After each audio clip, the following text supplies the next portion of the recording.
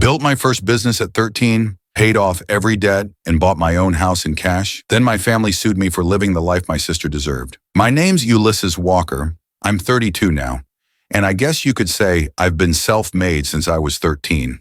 Back then, I used to fix busted computers in our garage just to make a few extra bucks. By 25, I'd built a multi-million-dollar tech company, paid off the mountain of debts my family left me with, and bought the house I'd always dreamed of, paid in full. I honestly thought I'd escaped everything toxic about my past, but that illusion shattered the day I got a certified letter saying my parents and sister were suing me for stealing the life my sister deserved. Before I tell you how that happened, you need to understand where I came from. I grew up in Millbrook, Pennsylvania, a small town that felt like watching the American dream decay in real time. Everything revolved around the old steelworks factory, at least it used to. By the time I was born in the early 90s, layoffs were as regular as the seasons. My dad, Harold, worked double shifts whenever he could, coming home with hands so rough they felt like sandpaper when he ruffled my hair. My mom, Patricia, worked part-time at Dot's Diner, smiling at customers she couldn't stand, and spent some weeks barely able to get out of bed. The doctor called it depression, but in our house, you didn't talk about that kind of thing. Money was always tight. Bills piled up on the kitchen counter like a bad hand in a poker game you couldn't fold out of. And somehow, even when there wasn't enough to go around, there was always more patience, more pride, and more hope reserved for my little sister Amber. She was 3 years younger, but light years ahead in how my parents saw her. Amber was everything I wasn't: focused, disciplined, and good at school. Straight A's, perfect attendance, shiny little certificates pinned to the fridge. Meanwhile, my grades came with teacher notes about not living up to potential. I was the kid fidgeting in class while she sat perfectly still, soaking in praise. "Why can't you be more like your sister?" became the family motto before she even hit 10. I knew early on that I was wired differently. While other kids played baseball or traded action figures, I was busy taking apart old alarm clocks just to see how they worked. The sound of small screws hitting the floor drove my dad crazy. "There goes Einstein again," he'd grumble whenever he found another half-disassembled appliance. In 5th grade, a teacher suggested I might have ADHD and recommended testing. My dad shut it down over dinner. "That's just an excuse for laziness. Walker men don't make excuses. We work harder." So I did. I pushed through classes that bored me to death, finding peace only in the school's computer lab. That's where Mr. Harrington, the computer teacher, noticed me. He didn't treat my curiosity like it was something broken. He let me stay after school, showed me basic programming, even taught me how to rebuild old computers the school got through donations. He was the first adult who made me feel like maybe I wasn't a lost cause. Everything changed when I was 13. I was walking home one afternoon when I saw our neighbor, Mr. Gaines, throwing out an old laptop. I asked if I could have it. He laughed, told me it was fried after he spilled coffee on it. "Take it if you want, kid," he said. That laptop became my entire world. Every day after school, I'd rush to the library to use their painfully slow internet to look up repair guides. I checked out every book I could find: computer repair, electronics troubleshooting, anything. 3 weeks later, after carefully cleaning each component and swapping parts from an old desktop I found in the garage, the thing powered on. The screen lit up, and for the first time in my life, I felt like I could actually breathe. My first client came by accident. Mrs. Gaines saw the repaired laptop and told her friend about it. Her son's computer had a virus. The next day, she knocked on our door, offering $50 if I could fix it. I did, and that was all the spark I needed. I printed a few flyers at the library. "Computer problems? Ulysses can help," and pinned them up around town.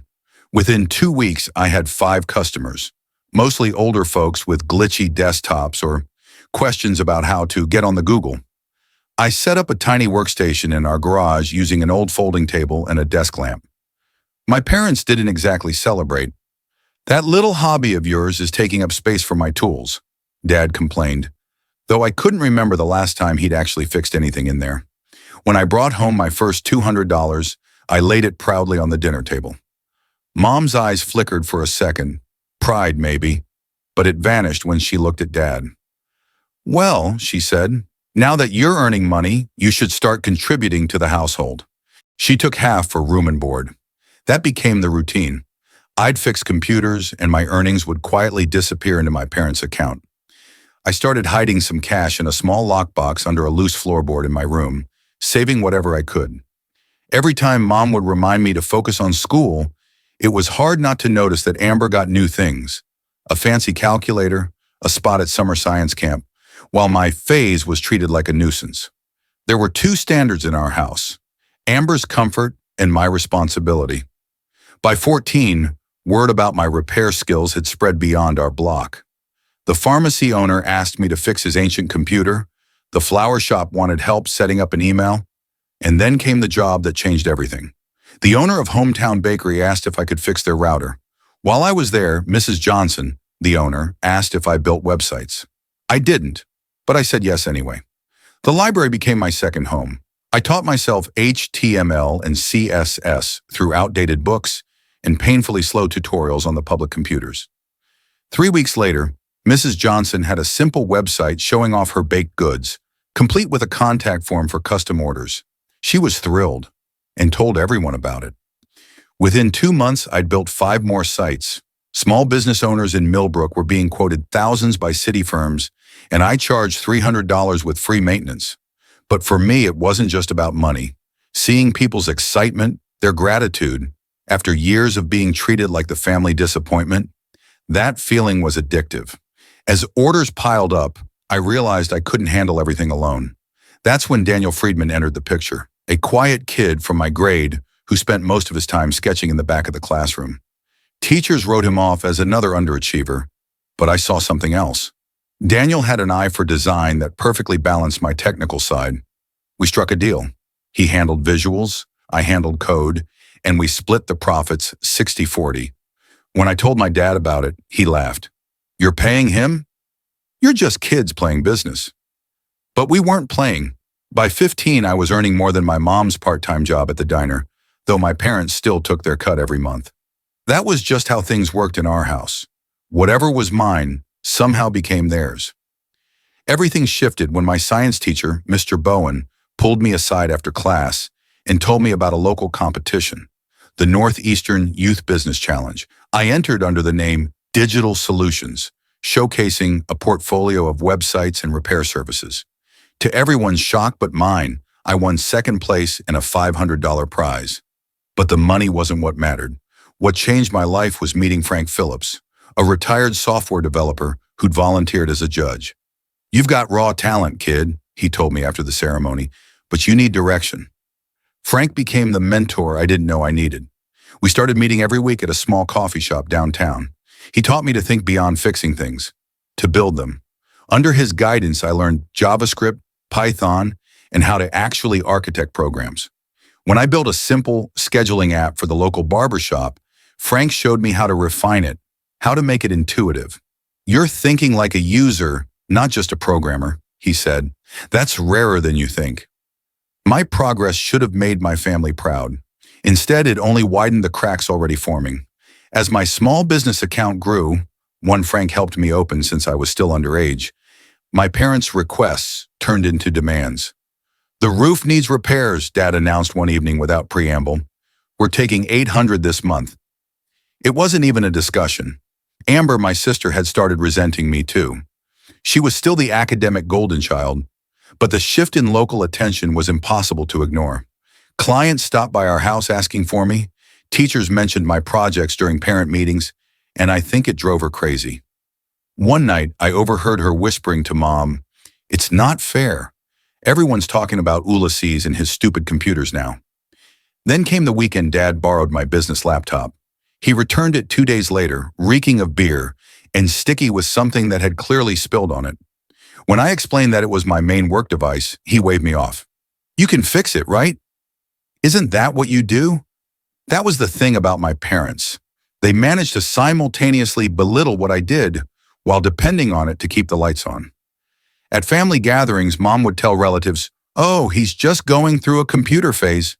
He'll grow out of it." That stung more than I'd admit, especially because the truth was school wasn't working out for me. Balancing my business and homework meant my grades slipped, and the principal eventually called me in. He suggested, not so subtly, that I might consider dropping out since I clearly wasn't college material. I wanted to laugh. I was making more than he did in a month. Still, I didn't want to drop out. I found an online education program that allowed flexible hours so I could balance both. But since I was underage, I needed my parents' signatures. They refused. "No son of mine is dropping out to play on computers all day," Dad said, conveniently forgetting that my playing was funding our groceries. Then came the betrayal that changed everything. A few weeks after my 16th birthday, I got a letter from a credit card company thanking me for opening an account. Except I hadn't opened anything.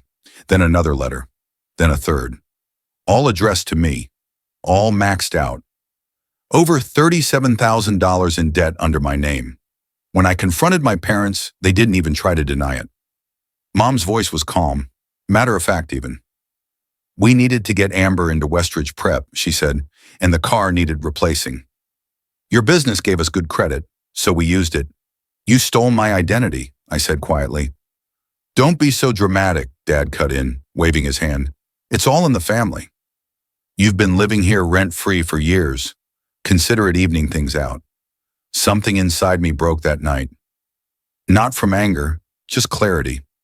I realized I wasn't a son to them anymore. I was a resource. After a sleepless night, I called Frank and asked to meet. I showed him the credit statements at our usual booth in the diner. He looked through the pages, muttering under his breath. "Jesus Christ, Ulysses. This is identity theft." "They're my parents," I said, my voice small. "Doesn't matter.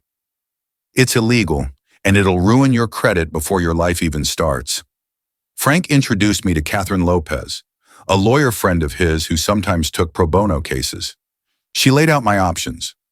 I could press criminal charges against my parents, or I could file for emancipation, legally separating myself from them so they'd no longer have control over my finances or decisions. Over the next 2 months, I documented everything. The unauthorized cards, bank statements showing my consistent business income, even recordings of my parents talking about using my earnings for Amber's tuition. It was brutal, gathering evidence against the people who'd raised me. But when I discovered Mom had applied for yet another credit card in my name, the decision made itself. The day they were served the court papers, the house exploded. "You ungrateful little—" Dad started but couldn't even finish, his face purple with rage. Amber stood behind him, tears streaking down her face. "How could you do this to us?" she sobbed. "We're your family." "I didn't do anything to you," I said. My voice was steady. "I'm just trying to protect myself." The hearing was scheduled for 3 weeks later. Frank let me crash on his couch, and I ran my business from his dining room table. My parents tried everything, calling my clients to tell them I was unstable, showing up at Frank's door to drag me home, even sending our family pastor to guilt me about honoring thy father and mother. When the day of the hearing finally came, Mom played her role flawlessly, dabbing at imaginary tears while telling the judge how worried she'd been about my unhealthy computer obsession. Dad sat there stone-faced, and Amber, she testified against me. "He's always been jealous," she said softly. "Now he's abandoning us when we need him most." But the evidence was undeniable. Credit statements, bank records, audio recordings. Every paper and file was a brick in the wall between us, one I could never take down again. Judge Winters had that kind of presence that made the entire courtroom hold its breath. Silver-rimmed glasses perched on her nose. She scanned the documents one last time before speaking. "Based on the evidence presented," she said evenly, "it's clear to this court that the petitioner has demonstrated both the maturity and financial independence required for emancipation. Furthermore, there appears to be a pattern of financial exploitation that makes the current living situation untenable." Then she looked directly at my parents, her voice calm but final. "Petition for emancipation is granted." Just like that, at 17, I was legally an adult. Freedom came wrapped in both relief and fear. The weeks that followed were a blur of paperwork, sleepless nights, and quiet disbelief. Frank, my lawyer, my unlikely ally, helped me find a studio apartment above Thompson's Hardware. It was barely big enough for a bed and a desk, but it was mine. I registered Ulysses Digital Solutions as a legal entity, opened new business accounts, and for the first time, my parents had zero access to my finances. But reality hit hard. After paying rent and business expenses, most of what was left went toward chipping away at the mountain of debt they'd left me with. I built a color-coded spreadsheet tracking every cent, every payment, every projection of how long it would take to dig myself out. The first estimate was 7 years. 7 years to pay off what they had done in ignorance, or maybe greed. Independence had a cost. My parents cut all contact, and my sister Amber blocked my number. The silence during the holidays was unbearable. I spent Thanksgiving and Christmas hunched over my computer, working through the loneliness. I told myself it was for focus, for progress, but truthfully, it was to avoid thinking about them. Then 6 months later, everything changed. A local restaurant owner asked for something I'd never done before, a full online ordering system. It was way beyond my experience, but I didn't hesitate. For 2 straight weeks, I barely slept. I learned databases, payment integration, everything from scratch. When the system launched smoothly, it hit me. This was the real opportunity. Websites were everywhere, but custom business solutions? That was gold. I pivoted immediately, specializing in small business software. My first success was an inventory management system tailored for local retailers. After rolling it out in 3 stores, their profits jumped, word spread, and suddenly I wasn't just some kid with a laptop, I was running something real. By 18, I had 3 part-time developers working under me, college students eager to learn the kind of skills classrooms didn't teach. Our office expanded to fill the entire floor above the hardware store. One day, the Millbrook Business Journal ran a feature calling me the Tech Wunderkind. The same neighbors who once called me lazy were now asking for my business card. Recognition felt strange, satisfying but hollow. My success outgrew the town faster than I expected.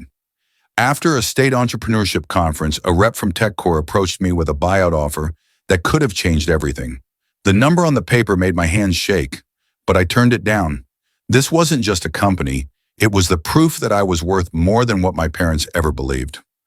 I wasn't ready to let anyone take that from me. By 19, my business was thriving, and my name carried weight. I expanded into a larger workspace, signed paychecks, led meetings, and saw my name listed in directories alongside established firms. But even with the growth, that old debt still followed me. Every payment barely dented it, the interest rates predatory. Banks still treated me like a liability. Yet for the first time, I didn't feel trapped. I was finally moving forward, on my own terms.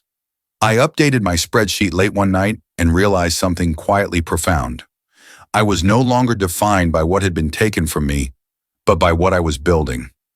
When my 19th birthday passed without a word from my family, I barely noticed. I was too focused on a new idea that had been simmering in the background. A way to help small businesses compete against big chains. Most locals still relied on paper punch cards for loyalty programs, while corporations had slick apps and data-driven systems. So, with my small team and too much caffeine, we sketched out a concept we called Local Boost, a shared rewards platform where customers could earn and redeem points across multiple small businesses. It was a way to unite them against the giants. 2 months later, our prototype was live. It was rough but functional, and we launched with 8 local businesses, including Mrs. Johnson's Bakery, my very first client. In the first week, 500 downloads. By the end of the month, 2,000. Then local news covered the story, and overnight, we had calls from neighboring towns. 3 months later, Local Boost was in 3 major cities, and we had a waiting list of small businesses begging to join. Frank connected me with an old colleague at a venture capital firm, XL Partners. They invest in early-stage tech companies, he told me. You should at least take the meeting. So I did. I sat in a glass-walled conference room surrounded by 5 investors, all twice my age, presenting slides I'd spent nights perfecting.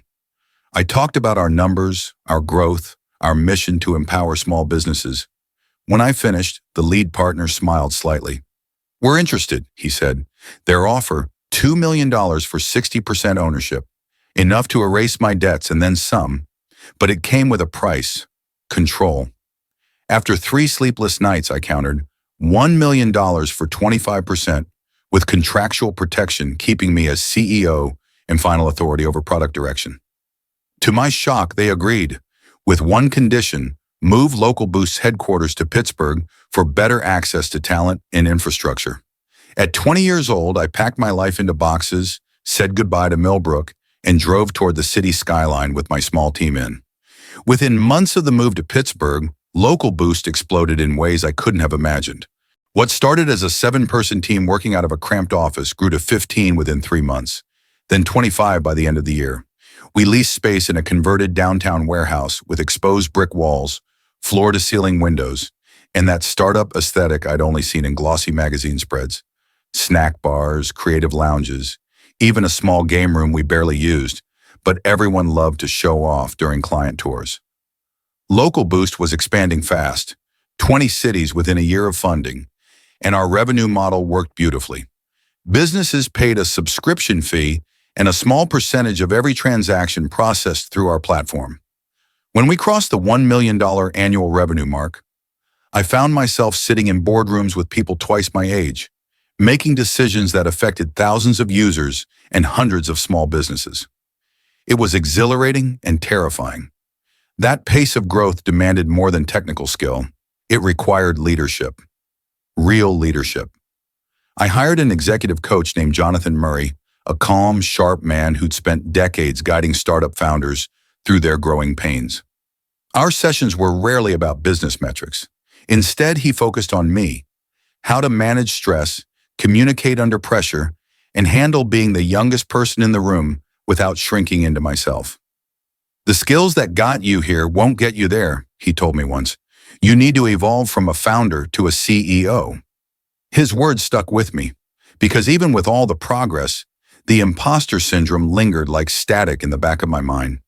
I'd walk into meetings surrounded by seasoned executives and feel certain they'd see through me, a kid who had learned to code in a garage, not a real CEO. Jonathan refused to let me hide behind that fear. Your story is your strength, he'd say. You built this with nothing, no trust fund, no safety net. That's what makes you worth listening to. Slowly, I started believing it. My voice grew steadier in investor calls, my confidence more grounded. I began connecting with other young founders, people who understood that strange mix of exhaustion and purpose that came with building something from scratch. For the first time since leaving home, I had friends who knew me not as a prodigy or a rebel, but as a person. Meanwhile, I kept one eye firmly on my finances. The ghost of my family's debt still haunted me. With help from a financial advisor, I crafted a plan so meticulous it bordered on obsessive. I lived modestly, taking a reasonable salary while funneling every extra dollar into wiping out the last of the credit card debt they'd left behind. The day I made the final payment, I sat in silence staring at the screen. Paid in full. I was 23, debt-free, and finally unshackled from the past. I didn't tell anyone what it meant, but that night I took my entire team out to dinner, raising a quiet toast to freedom. With the weight gone, I turned my focus to the future, investing, saving, and making decisions that would have once felt like fiction. At 24, I bought a small duplex, my first rental property, paid in full. A steady, quiet source of income that no one could take from me. Local Boost kept growing, now in over 100 cities, pulling in more than $10 million a year. National tech magazines featured us. Industry conferences invited me to speak. Every once in a while, I'd wonder if my parents saw the articles, if someone from Millbrook whispered updates about the son who made it big. I didn't miss them, but a small part of me hoped they saw what I'd become. By 25, I started looking for something permanent, a real home, something that felt like mine beyond the spreadsheets and success stories. After months of searching, I found it, a historic 1920s craftsman sitting on 3 acres outside the city. It needed work, lots of it, but it had soul. I made an offer in cash. No mortgage, no lenders, just mine. Walking through the empty rooms after closing, running my hand over the worn wood trim, I felt something I hadn't in years. Peace. Every dollar I'd earned, every sleepless night, every scar had led me here. The renovations took 6 months. I worked closely with the contractors to preserve the home's history while quietly turning it into my dream. A library filled with the books I could never afford growing up. A sleek, glass-walled office overlooking the woods. A massive kitchen I rarely used but loved nonetheless. When it was finally done, I hosted a housewarming for my team and friends. Laughter filled the halls. Music echoed through rooms that had once been empty. But when the evening quieted, I found myself standing on the back porch as the sun set over the trees. Frank appeared beside me, handing me a glass of whiskey. "You've come a long way from that garage workbench," he said, his tone proud but soft. I smiled. "Sometimes I can't believe it myself." "Haven't heard from them in years," I admitted. He nodded knowingly. "You built something remarkable, Ulysses. Not just the company, this life." I raised my glass. "To proving them wrong." Frank shook his head with a small smile. "No, to proving yourself right." After everyone left, I walked through each room alone, the quiet hum of the house settling around me. For the first time, I let myself breathe, deeply, freely. Every inch of it was mine. The next morning, sunlight filtered through the old windows as I woke up in my new home, debt-free, secure, finally in control of the life I'd fought so hard to build. What I didn't know then was that across the state, in the same small town I'd fought to escape, my family, the ones who had drained me, dismissed me, and disappeared, had begun making plans to find their way back into my life. For nearly 7 years after the emancipation, I'd lived like my past was sealed in another life. Millbrook became a distant memory, just a place I'd escaped from, not somewhere I still belonged. Every so often, I'd hear something secondhand. A client mentioning that my parents were still around town, someone saying Amber had graduated from Westridge Prep, gone to State University, and landed a job at an accounting firm in Philadelphia. My father, I learned, had found work as a maintenance supervisor after the factory finally closed for good. My mother, ever the master of appearances, still told anyone who'd listen that everything was fine. I kept my distance. Time had dulled the sharpness of their betrayal, sanding it down to a faint ache I could almost forget, until the day a cream-colored envelope appeared in my mailbox. The handwriting was neat, unfamiliar. Inside, embossed in gold script, were the words, "Amber Louise Walker and Justin Thomas Reynolds request the honor of your presence as they join their lives in matrimony." I stared at the invitation for what felt like hours, running my thumb over my sister's name. We'd been close once, before everything fractured, before the favoritism, the resentment, the courtroom tears. The last time I saw Amber, she was crying on the witness stand, accusing me of abandoning our family while I sat across from her, fighting to be free of them. Why invite me now, after all these years of silence? My therapist, Dr. Phillips, who'd helped me through the panic attacks that followed the emancipation lawsuit, urged me to think carefully before deciding. "This isn't about what they deserve," she said gently during one session. "It's about what brings you peace." I told myself I didn't care enough to go, but when the RSVP deadline came, I checked will attend. Maybe it was curiosity.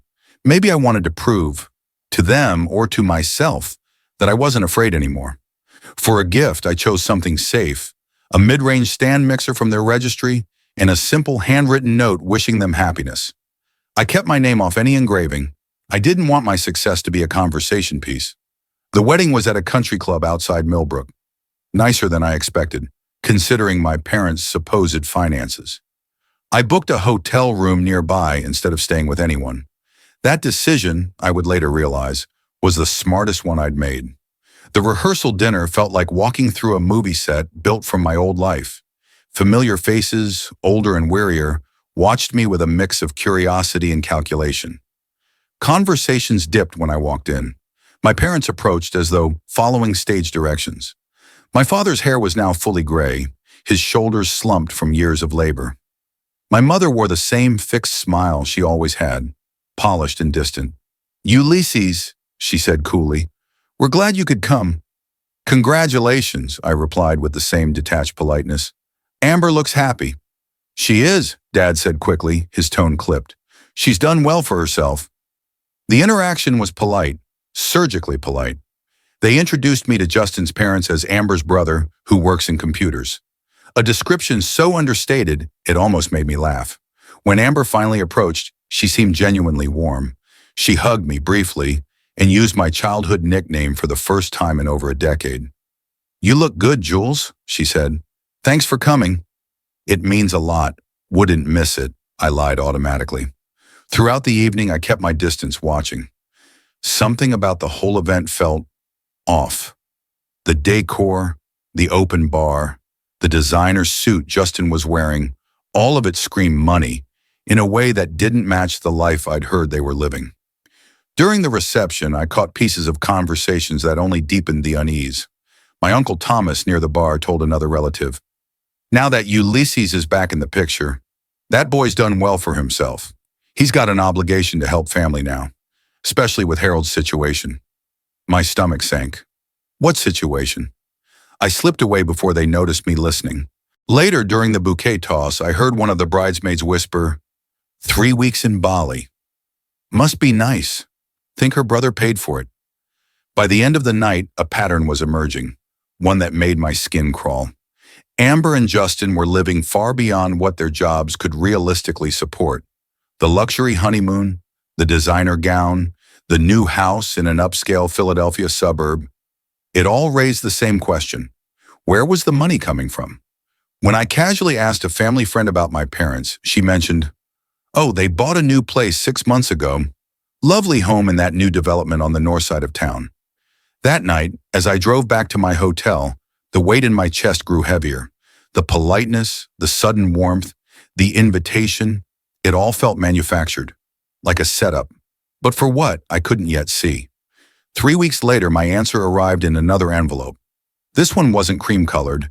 It was thick, legal, and cold. Inside was a complaint for compensatory damages, naming Harold Walker, Patricia Walker, and Amber Walker Reynolds as plaintiffs, and me as the defendant. They were suing me. The claim alleged that my company and my success had been built on financial and emotional investments made by the Walker family. They demanded compensation for their critical early support and claimed entitlement to 30% of my company's value and $5 million in personal restitution. Amber's affidavit cut the deepest. It accused me of monopolizing family resources during my youth, of taking the opportunities and education that were meant for her.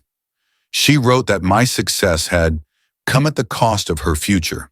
I sat at my desk, the words blurring on the page. My hands shook, not from fear but disbelief.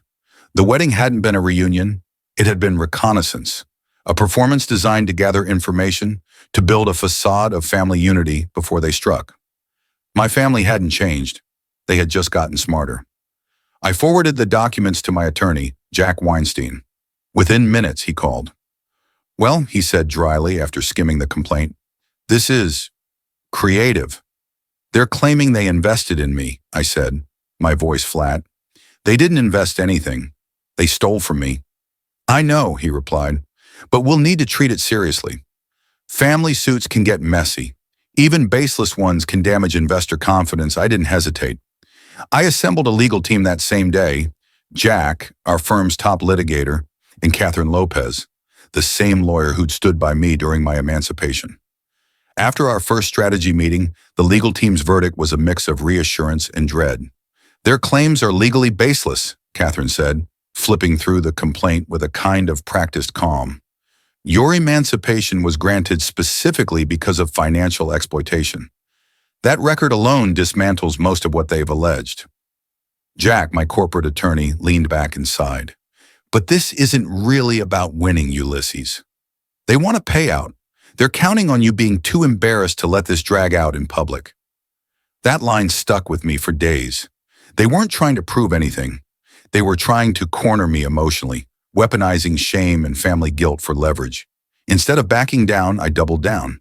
I told my team to fight this thing tooth and nail. No settlements, no quiet deals. If they wanted a war, they'd have to stand in the open this time. Discovery revealed just how premeditated the betrayal was. They hadn't just reconnected. They'd been watching me. My sister, now an accountant, had been quietly tracking my company's valuation through industry reports and social media. My parents had kept tabs too, even setting up a fake account to follow every interview, every post. The worst part? Someone had tried to access internal company systems using my mother's maiden name as a security question answer. The IP address traced back to Millbrook. That detail hit harder than I expected. I tightened security protocols company-wide, hired a private cybersecurity consultant, and even upgraded protection for my home. The official report said they weren't a physical threat, just financially motivated. But the emotional damage cut deep. The nights got longer. I'd lie awake, looping through memories, trying to pinpoint when love had shifted into opportunism. Maybe it had always been that way, and I'd just been too young to see it. Therapy helped, but only barely. Dr. Phillips called it re-traumatization, facing the same betrayal pattern, but this time with lawyers instead of lies. They've evolved, she said. The abuse is more sophisticated, but it's the same core wound. The lawsuit made headlines within weeks. Local news anchors called it a family feud over tech fortune. Comment sections filled with strangers debating morality, whether success obligated support or whether I was right to cut them off. The company took a small PR hit. 2 clients stalled deals waiting to see how the story played out. My team stayed solid, though. We went into crisis mode, balancing damage control with business continuity. Then came the turning point. What discovery unearthed next? Email chains, stretching back 3 years. Plans, strategies, even drafts of messages on how to rebuild the family connection before going public. One of Amber's messages was especially chilling. We need to make it look real, or it'll just seem like greed. When the deposition started, the mask slipped completely. My father claimed letting me use the garage as office space had been a significant financial contribution. My mother argued her emotional labor justified financial compensation. Catherine barely contained her disgust when she reminded them they'd opened fraudulent credit lines in my name. Then it was Amber's turn. When she was asked about her affidavit that I had stolen the life that should have been hers, something cracked. Her composure broke, tears streaking her makeup. It wasn't supposed to be like this, she said. I did everything right. School, work, everything. But he's the one who got lucky. It's not fair. That moment, more than anything, stripped the case to its truth. It wasn't about justice or family or any supposed investment. It was jealousy in legal form, a lawsuit born out of resentment that I hadn't failed the way they expected me to. When the trial finally began, Judge Harriet Monroe didn't waste time indulging theatrics. She was sharp, old school, and allergic to nonsense. By the second day, it was clear she saw right through them. Is this the same business you dismissed as a hobby, Mr. Walker? She asked my father mid-testimony, her tone almost bored. He stammered. My mother folded under cross-examination, admitting they'd bought their new house based on the anticipated settlement. They'd literally mortgaged a fantasy of my money. 6 months later, it was over. Judge Monroe's ruling was scathing. She called their claims borderline fraudulent and ordered them to pay my legal fees.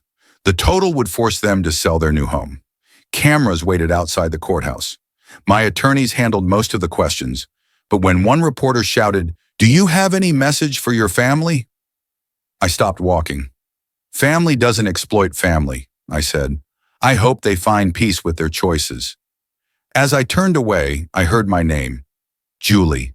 The nickname hit me like an echo from a life that no longer existed.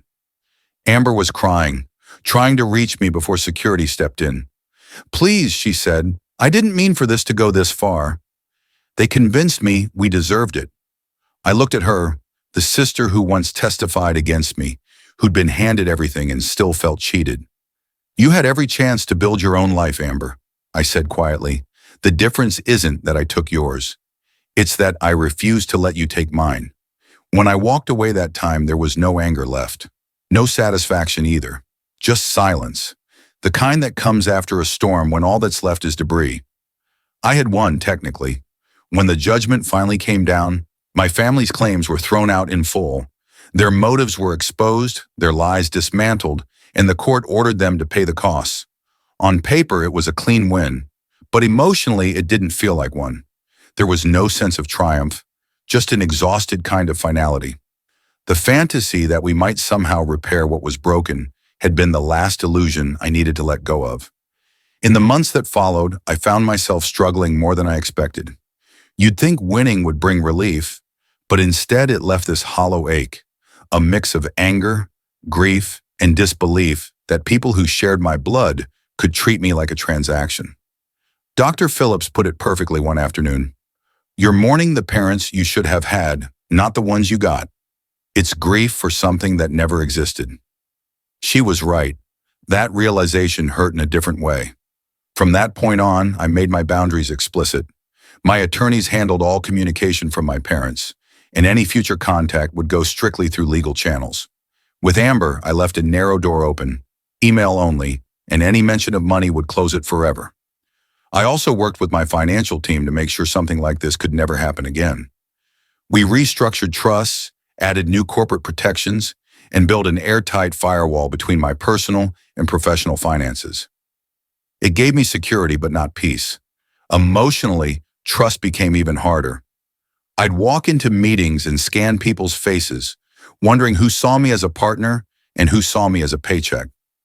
I didn't like the person that kind of suspicion was turning me into. The change came unexpectedly through a kid named Ryan. I met him at a mentorship event. He was 20, raised in foster care, teaching himself to code out of public library books. There was something in his voice, that mix of hunger and hope, that reminded me of myself at 16. I told him a little about my past, the parts I usually avoided. Sometimes, I said, not having anyone believe in you is what gives you an edge. It makes you build a kind of resilience no one can teach. That conversation stuck with me. Within a few weeks, I'd started what became the Foundations Initiative, a nonprofit to support young entrepreneurs who came from difficult backgrounds, kids who had talent, drive, and no safety net. We turned part of my property into a workspace, a place where they could develop ideas with real mentorship and resources. Our first success story was a 16-year-old named Maria who built a translation app while living with her grandmother. 6 months later, it went viral. Watching her light up at her first press interview did something for me that business never had. It wasn't about profit anymore. It was about purpose. Through that work, I built something I never had before, a chosen family, people bound not by blood, but by shared values and respect. Frank, now well into his 70s, joined the foundation board. He'd been there at the start, when I was just a stubborn kid trying to build something in a garage. In many ways, he became the grandfather figure I never knew I needed. Therapy continued alongside everything else. Slowly, I learned to trust again, but carefully, intentionally. I started letting people in without letting them take over.